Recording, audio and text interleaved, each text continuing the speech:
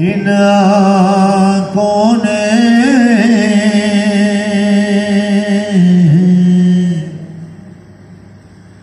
हाय क्यों हो न गई कोर के, इन आँखों ने कैद खाने बेसकीना का जनाजा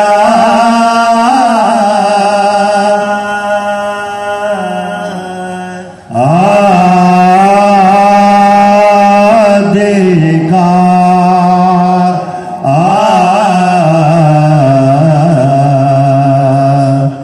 कैद खाने बेसकीना का जनाजा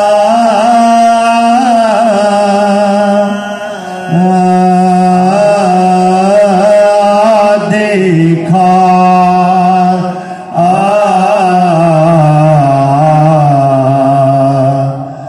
मुझे खल्क में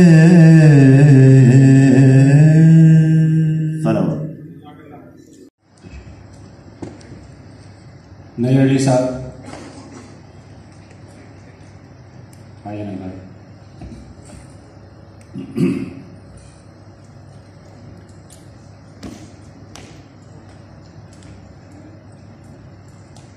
असगर नदीम सैयद साहब,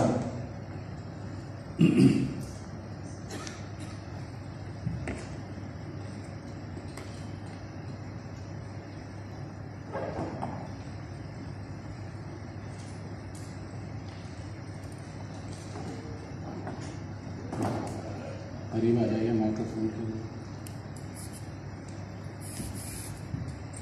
मद्दाह अमीर इब्न अमीर आता है, मद्दाह अमीर इब्न अमीर आता है, दरबार में शाहों के फकीर आता है, मुश्ताक़ सुखन खल्क चली आती है, लो मरसिया पढ़ने को दबीर आता है।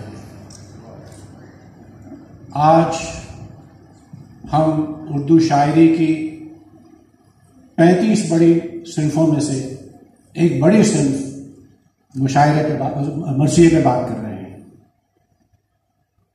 उर्दू में गज़ल, नस्र, नज़्म, नात, मनक़बत, लेकिन मरसिये का जो रुतबा है वो इन सब में पहले 5 नस्लें आगे रहा। हम आज की इस महफिल में मरसिये पे बात करेंगे कि उसका इर्तिक़ा कैसे हुआ और उसका उरूज कैसे हुआ। लेकिन उससे पहले हम ज़रा अपने मेहमानों का तारुफ करा दें। प्रोफेसर ताहिरा नकवी वैसे तो लाहौर की हैं, लेकिन न्यूयॉर्क से तशरीफ़ आए हैं और NYU में उर्दू ज़बान की प्रोफेसर हैं।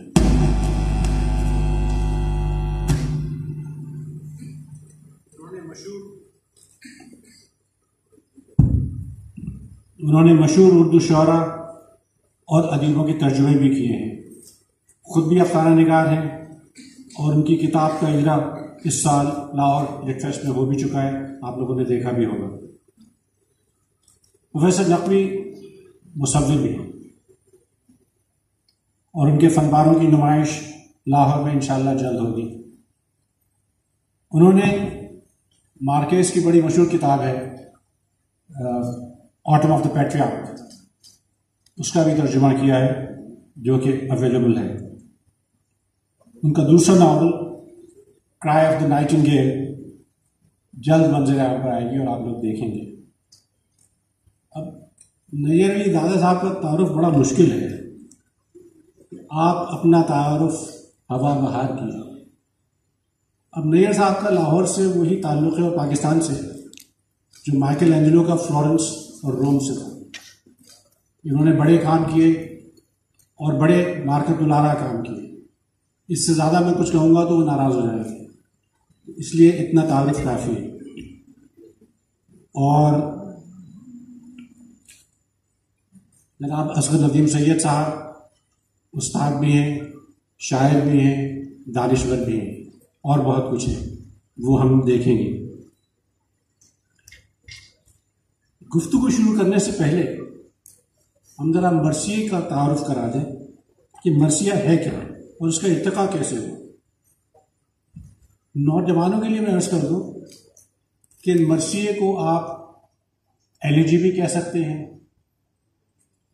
क्लास 4 में हमारी होती थी एलईजी ऑन वेस्टमिंस्टर एबी, मालूम नहीं कितने बच्चों को याद होगा। फिर इसको आप सैड लिमेंट भी कह सकते हैं और हम आपको कुछ झलकियां भी दिखलाएंगे बाद में। लेकिन मरसिए की तारीख क्या है, ये कैसे शुरू हुआ? सबसे पहला मरसिया इंसान की पैदाइश के फौरन बाद हुआ,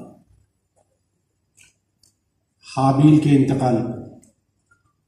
जब हजरत आदम ने आवाजारी की, वो इंसानी तारीख का सबसे पहला मरसिया। उसके बाद ये सिलसिला चलता रहा और फिर महाभारत हुई। महाभारत से आप कुछ लोग तो वाकिफ होंगे, ये कई हजार साल पहले की बात है। उसमें एक बच्चा है अभिमन्यु, जिसके इंतकाल पे, उसके कत्ल पे उसकी माँ बैन करती है। मुझे नहीं मालूम कि महाभारत को कितने हजार साल हो गए होंगे, लेकिन ये गालिबन पहला और ये दूसरा मरसिया गिना जाएगा। फिर होमर ने अपनी तहजीब का मरसिया लिखा और मार्क ट्वेन ने सीजर के मरने पे जो कहा वो भी मरसिया था कि friends, Romans, countryman, I am here to bury Caesar, not to praise him. ये सब मरसिए की मुख्तलिफ जहतें हैं। लेकिन मरसिए का इस हालत में जो उरूज हुआ वो वाक़ई करबला से के बाद हुआ। ये पहले ईरान में और फिर पाकिस्तान तो नहीं था, हिंदुस्तान में, अरबी में भी मरसिए हुए। लेकिन जो मरसिया अब हमारे सामने आता है उसका इब्तिदा है वो ईरान में हुई। और ये सब गंगा जमनी तहजीब जो है उसकी हम आगे बात करेंगे, उससे शुरू हुआ। अब हम आते हैं अपने पैनलिस्ट की तरफ। प्रोफेसर नकवी, आपने इस पर बहुत काम किया, सुना भी, पढ़ा भी, आप इसमें कुछ इजाफा कीजिए। कि हमें मौका दिया कि हम यहाँ आए, बातचीत करें। मैं मरसिए की कोई एक्सपर्ट तो बिल्कुल नहीं हूँ। मेरा एक अपना ज़ाती क्या कहना चाहिए कि तजुर्बा है मरसिए के सिलसिले में और मुहर्रम के सिलसिले में, क्योंकि हमारे घरों में बहुत ही शुरू से